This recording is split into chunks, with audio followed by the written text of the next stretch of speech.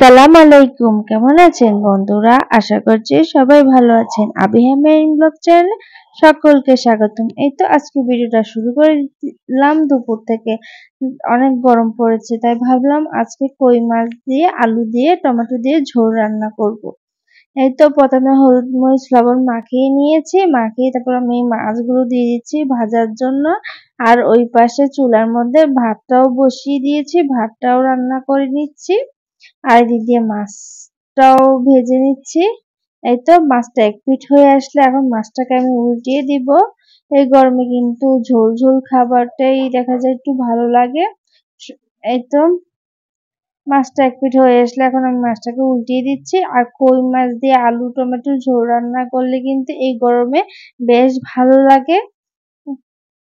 আর মাছটা যদি একটু ভেজে দেওয়া হয় তাহলে খেতেও খুব মজা লাগে।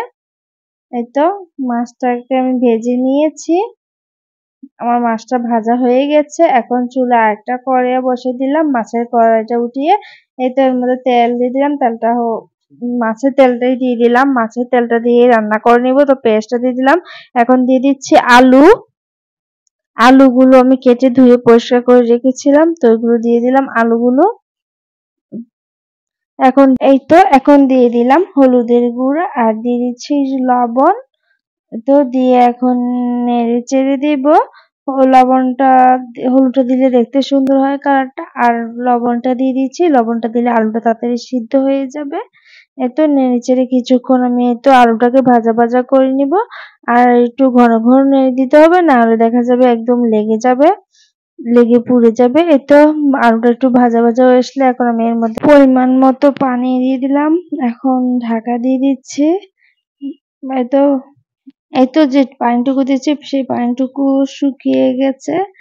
এখন এই পর্যায়ে আলুটা একটু সিদ্ধ হয়ে আসলে নরম হয়ে আসলে তো এই পর্যায়ে আমি টমেটোটা দিয়ে দিব। যেহেতু টমেটো আলু দিয়ে কই মাছের ঝোল করব, পাতলা ঝোল, সেজন্য টমেটোকে একটু বেশি করে দিলাম। একটু টক টক হলে খেতে ভালো লাগবে।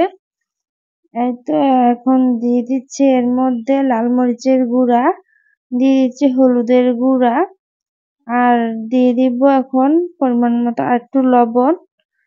যেহেতু আমি আগে আলুতে লবণ দিয়েছি সেজন্য এখন লবণটা একটু কমিয়ে দিলাম। দেখা যাবে লবণটা বেশি হয়ে গেলে আবার খেতেও ভালো লাগবে না। এই তো এখন নেড়েচেড়ে সবকিছু দিয়ে ঢাকাটা দিয়ে দিলাম। এবার কিছুক্ষণ কষিয়ে নিব। এই তো টমেটো থেকে এমনি অনেকটুকু পানি উঠে এসেছে, তারপর আমি একটু ঝোল দিয়ে দিলাম। যেহেতু টমেটো আলুর ঝোল হবে।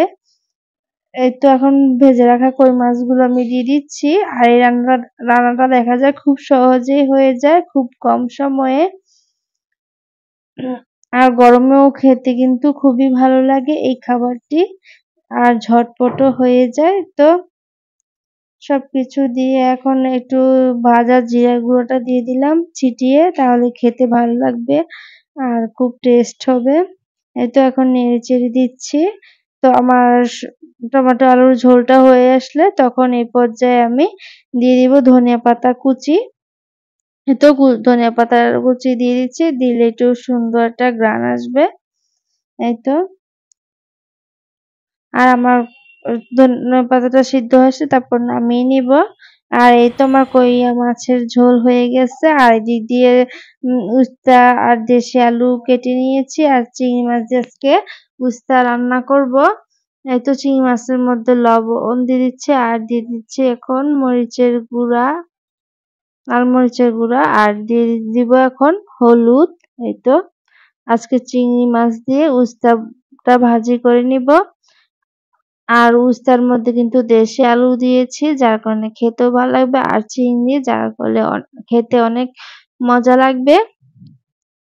দেশি আলু আর চিংড়ি মিলিয়ে একটা অসাধারণ খাবার হবে এই গরমে। এই তো এখন রসুন বাটাটা দিয়ে দিলাম, দিয়ে এখন নেড়ে চেড়ে দিচ্ছি।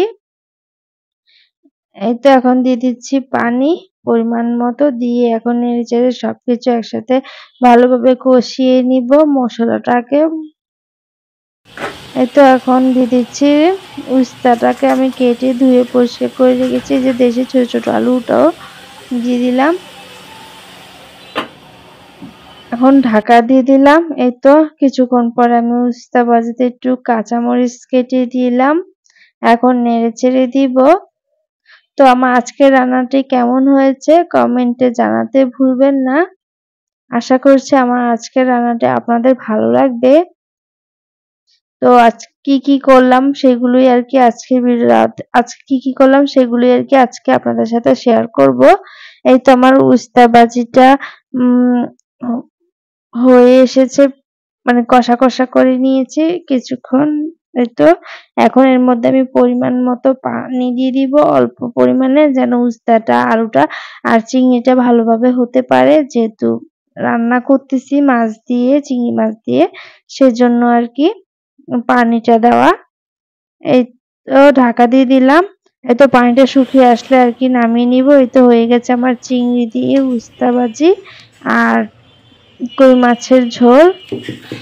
আর দুপুরে খাওয়া-দাওয়া করে নিয়েছি। আর এটা হচ্ছে বিকালের দিকে পোলার ক্ষীর আইসক্রিম আনা হয়েছে, আর এদিকে বাঙ্গি। আর এই আইসক্রিমটা আমার খুব পছন্দের, আর অনেক গরম পড়তেছিল, তাই বিকালে একটু আইসক্রিম খেয়ে নিচ্ছি। আইসক্রিম আনা হয়েছিল আরকি বিকালে বাসায়। এই তো আর গরম অনেক পড়তেছে, তাই ভাবলাম একটু ঠান্ডা আইসক্রিমটা খেয়ে নিই। আর এটা হচ্ছে বিকালের দিকে। তো কি করলাম সবকিছু আরকি আপনাদের সাথে অল্প করে শেয়ার করার চেষ্টা করলাম এই গরমে।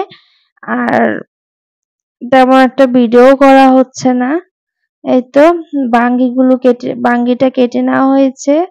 আর বাঙ্গিতে প্রচুর পরিমাণে পানি থাকে। সবারই খাওয়া উচিত বেশি ফল। এই গরমে পানিযুক্ত ফল। আর এদিক দিয়ে তো অনেকগুলো মসমসি আনা হয়েছে বেকারি থেকে।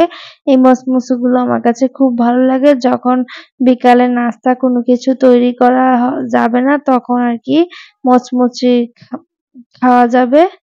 এই তো এদিক দিয়েও কি আনা হয়েছে সেটাই আরকি দেখতেছিলাম। এইটাতে হচ্ছে চানাচুর আনা হয়েছে। দোকানের প্যাকেটের চানাচুরটা দেখা যায় ভালো লাগে না আমার কাছে। সেটাতে চিড়া, বাদাম বেশি থাকে, চানাচুরের পরিমাণটা কম থাকে। আর এই তো মোটা চানাচুর বেকারি থেকে আনা হয়েছে। এই চানাচুরগুলো আমার খুব ভালো লাগে।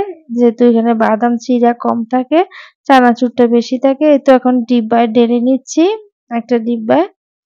আর এই তো চানাচুরটা ঢেলে নিলাম।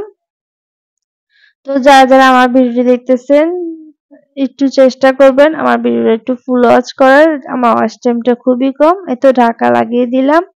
আর যারা আমাকে সাপোর্ট করছেন তাদেরকে অসংখ্য ধন্যবাদ।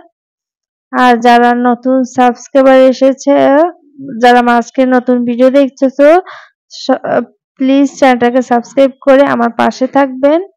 এই তো মচমচি ভরে নিচ্ছি। এটা হচ্ছে ট্যাঙ্গির ডিব্বা। এই ডিব্বাগুলো খুবই মজবুত হয়ে থাকে। যেহেতু বাসায় ডিব্বা লাগে, দেখা যায় বেশিরভাগ ট্যাঙ্গের ডিব্বাগুলোই কিনে থাকি। ট্যাংও খাওয়া হয়, ডিব্বাও পাওয়া হয়। আর ডিব্বাগুলো খুবই মজবুত হয়, সহজে নষ্ট হয় না। এই তো এই মচমচিগুলোও খেতে খুব মজার। তো বয়মে ঢেলে নিলাম। এখন ঢাকনাটা লাগিয়ে দিচ্ছি। এই তো ঢাকনাটা লাগিয়ে দিলাম। আর আজকে মেয়ের জন্য এই তো মিনি কুকারে, রাইস কুকারের ছোটগুলা যেগুলো, এগুলো কিনা আনা হয়েছিল। এটাতে মেয়ের জন্য নুডলস রান্না করে নিচ্ছি পাখার নিচে বসে। চুলায় অনেক গরম লাগে। আর এটা রোজার সময় কিনে আনা হয়েছিল এই কুকারটা। যখন গ্যাস ছিল না বাসায়, গ্যাসের প্রবলেম ছিল, যখন রাইস কুকারও কিনে আনা হয় আর গ্যাসের প্রবলেমও সলভ হয়ে যায়, যার কারণে এটাতে আর কোনো কিছু করা হয় নাই। এই তো ভাবলাম যেহেতু গরম পড়তেছে, এটাতে মেয়ের জন্য নুডলস রান্না করে নেই। এই তো সবকিছু দিয়ে এখন নেড়েচেড়ে নুডলসটা রান্না করে নিচ্ছি। আর খুব সুন্দর তাড়াতাড়িও হয়ে যায় এইটাতে রান্নাটা, নুডলস রান্না।